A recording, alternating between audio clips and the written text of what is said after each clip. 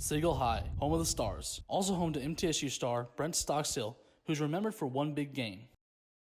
Is playing in the semifinal game on a torn ACL and throwing for 387 yards. Brent threw for 373 yards with 4 touchdowns and completing 23 of 35 pass attempts. Those are amazing stats, but sadly for Brent, Maryville came back and won 47-43. But Brent's performance is still It's stuff that legends are made of. If there was any possible way that I could get out there and play and help my team, then I was going to do that, and I was able to, and obviously we came up a little short, but just the competitor in you isn't going to let anything stop you. So no matter if it's an injury or what the circumstance is, you want to be out there playing. After Brent's monster game, he had to make a transition from high school to college athletics. Now that Brent's going into his senior year at MT, what if he never signed here? For signing day, he decided to sign with Cincinnati, but later decided to go here and play alongside his father, Rick Stockstill. Brent has always wanted to play for his dad. But when I came down to it, I feel like you can't pass up the opportunity to play for your dad. To share those experiences, both the good and the bad, I think I couldn't pass that up. Yeah. And I told him driving home, I said, Brent, this is a coach speaking, not your dad.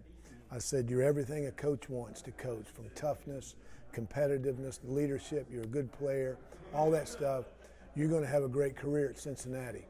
You know, and he looked at me and said, Dad, all I ever want to do is play for you.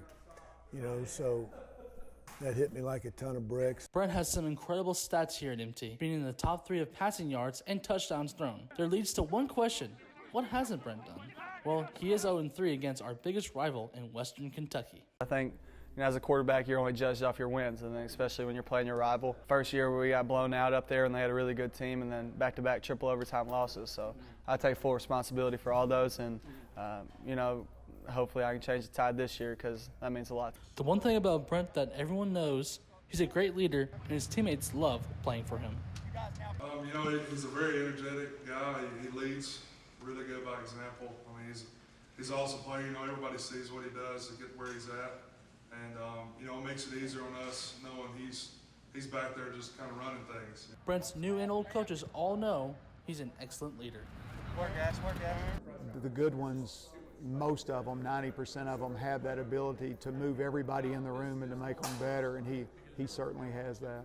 I think his leadership skills probably stick out as much as anything else. For NSCN, I'm David James.